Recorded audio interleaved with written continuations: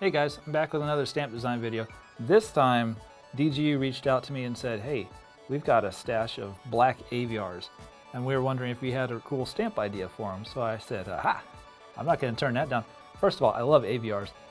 I've played so many one-disc rounds with them. I mean, I think it's just the perfect disc. Putting, approaching, driving, whatever. Love Aviars. So when they offered me black Aviars, yeah, no-brainer. Let me at it.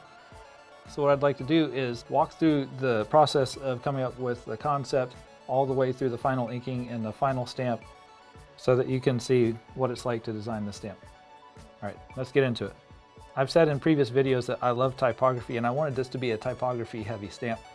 What I'm doing here is I'm drawing the typography by hand, and I don't draw very straight lines, so what I actually have to do is make kind of like a skeleton of what I want. Put it in the background, lower the transparency, and then draw on top of that.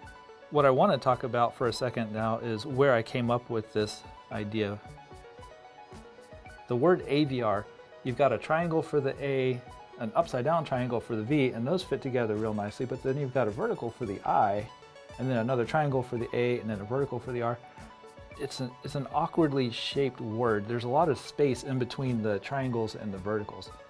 I've tried to make Aviar word marks before, but I wasn't really happy with them because of the space that was in between the letters. This time I came up with the idea for what I'm sketching right now in the shower. If you start thinking about ideas for designs, sometimes the weirdest situations will present you with the answer that you end up using. This time, it was the shower. The way I overcame the spacing issue between the triangles and the verticals this time was by smushing them together and then bringing the I out towards the center.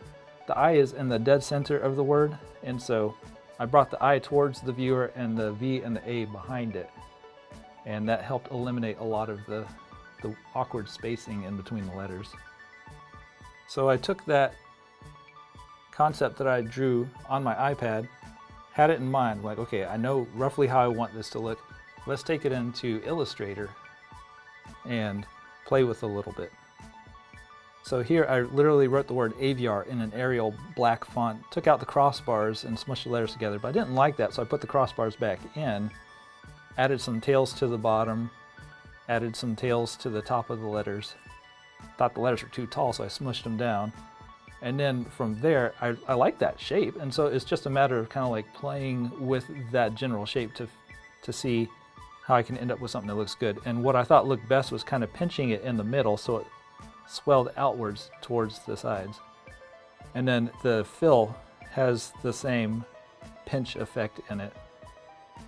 And because the word mark has that shape, that kind of guides the shape of the lightning that I'm drawing back in on my iPad now. But that first version, we thought it looked too much like tree roots, and so I did a second version that looked more like lightning, and that ended up being the winning combination.